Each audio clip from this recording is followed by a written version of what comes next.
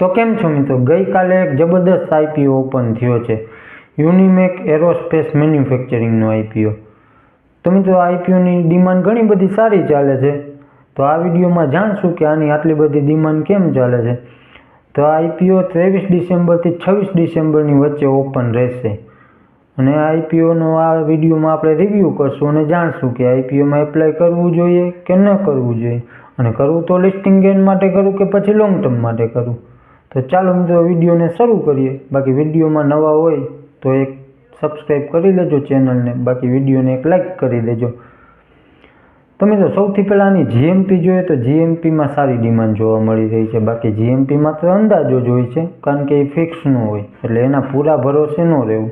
તો અત્યારે જીએમપી 60%ની આસપાસ ચાલે છે, લગભગ 470 રૂપિયા પર શેર જેવી।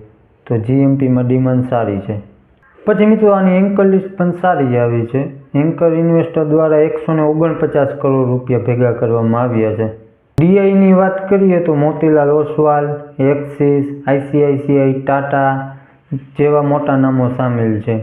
ત્યાર પછી એફઆઈઆઈમાં તો કે એચએસબીસી, ગોલ્ડમેન સેક, નેટિક્સ જેવા બીજા પણ મોટા નામો સામેલ છે।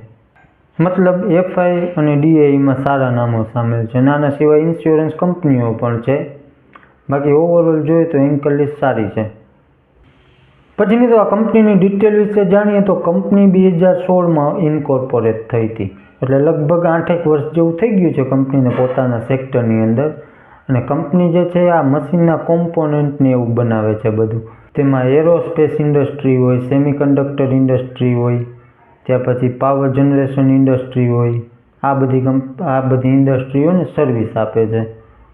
બાકી આ બધા જે કોમ્પોનન્ટ હોય એ ફાઇટર જેટમાં હોય છે, એના એન્જિનમાં, એમાં બધામાં ઉપયોગ કરવામાં આવે છે।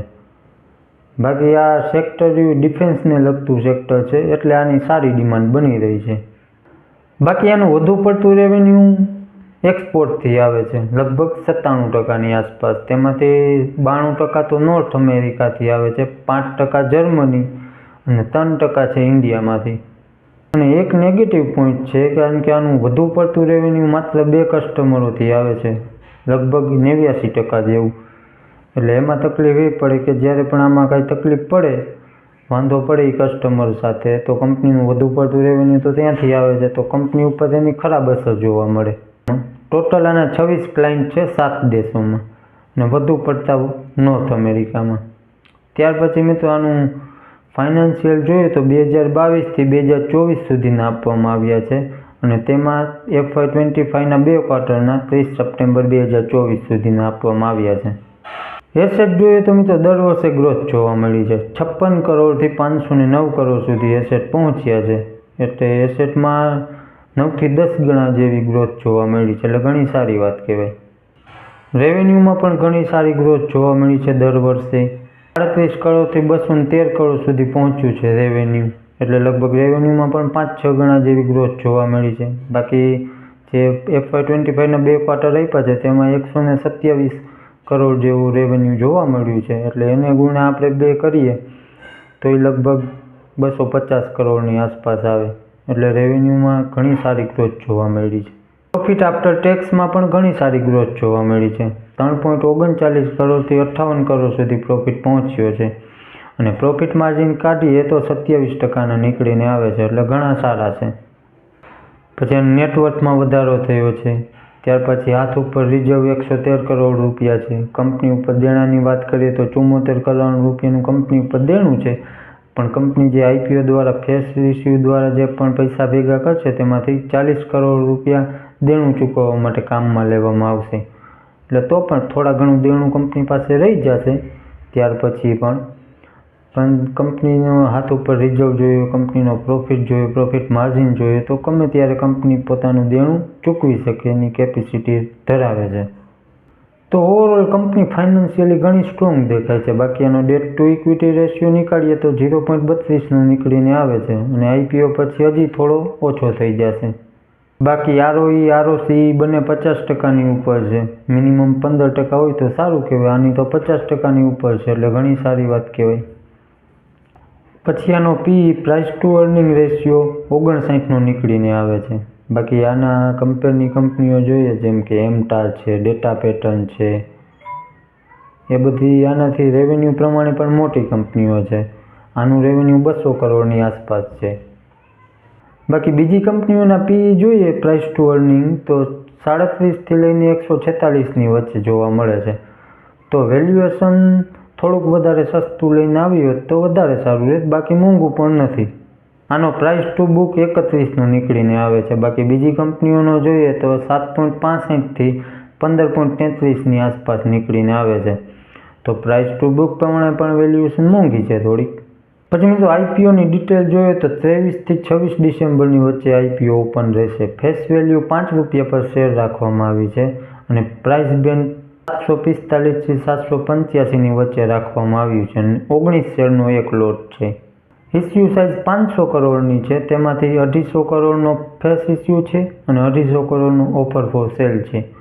લિસ્ટિંગ ડેટ છે 31 ડિસેમ્બર અને રિટેલ પોર્શન રાખવામાં આવ્યું છે 35%નું. તો મિત્રો આ થઈ ગઈ પૂરા આઈપીઓની ડિટેલ. હવે આવે સૌથી મેઇન સવાલ કે આઈપીઓમાં એપ્લાય કરવું કે નહીં, અને કરવું તો લિસ્ટિંગ ગેઇન માટે કરવું કે પછી લોંગ ટર્મ માટે કરવું. તો મિત્રો બધું જ હું તમને જણાવીશ, પણ ડિસિઝન તમારે તમારું રિસ્ક અને તમારું એનાલિસિસ લગાવીને જાતે જ લેવાનું છે, કેમ કે વિડીયો માત્ર એજ્યુકેશન માટે છે. તો મિત્રો સૌથી પહેલાં લિસ્ટિંગ ગેઇન પ્રમાણે જોઈએ તો પહેલાં જીએમપી 60%ની આસપાસ ચાલે છે, એટલે જીએમપી સારી છે અત્યારે.